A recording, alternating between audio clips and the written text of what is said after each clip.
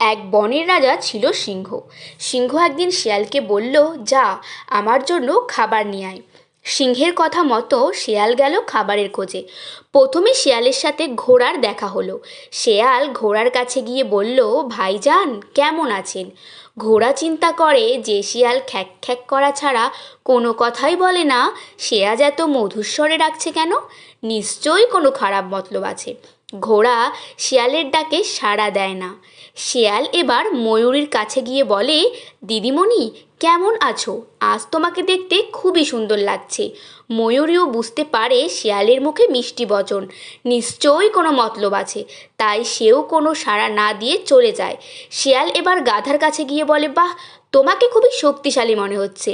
এরকম শক্তিশালী একটা প্রাণী হয়ে খেটে খেটে জীবনটা নষ্ট করে দিচ্ছ কেন? তোমাকে আর কষ্ট করতে হবে না।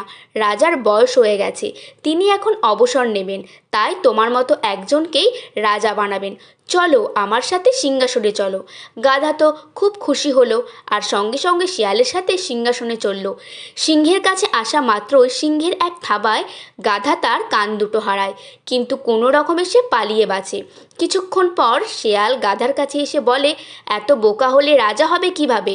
রাজা তোমার মাথায় মুকুট পরাবে, কিন্তু দুপাশে দুটো কান থাকলে তো রাজমুকুট ঠিকমতো মাথায় বসবে না। এই জন্যই তোমার কান দুটো তুলে নেওয়া হয়েছে। এটাকে গ্রুমিং বলে, বুঝলে? চলো চলো আমার সাথে চলো, দেরি হলে অন্য কেউ আবার রাজা হয়ে যাবে। শিয়ালের কথা শুনে গাধা আবার সিংহের কাছে আসে। এবার সিংহের আরেক থাবায় তার লেজখানা খসে পড়ে, কিন্তু এবারও গাধা পালিয়ে বাঁচে। আবার কিছুক্ষণ পর শিয়াল যথারীতি গাধার কাছে এসে বলে, আবারও ভুল করলে, লেজ থাকলে রাজ সিংহাসনে বসবে কিভাবে? তাই তোমার লেজটা খসানো হয়েছে।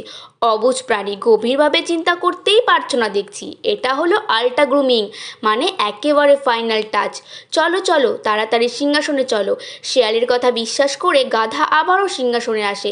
এবার আর সে বাঁচতে পারে না। সিংহের থাবায় তার ক্ষত বিক্ষত দেহখানা মাটিতে পড়ে থাকে, সিংহের দাঁতি মুখে রক্তের দাগ। শিয়াল তখন সিংহকে বলল, মহারাজ, এত কষ্ট করে আপনি খাবেন, মাথাটা আমাকে দেন, সুন্দর করে প্লেটে সাজিয়ে দিই।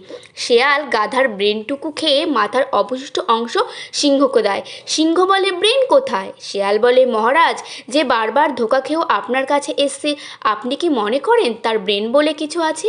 তখন গাছের ডালের ওপর থেকে ময়ূর বলে, তার ব্রেন ঠিকই ছিল, কিন্তু অতি সহজ সরল হওয়ায় এবং রাজা হওয়ার লোভে সে প্রতারকদের বুঝতে পারেনি।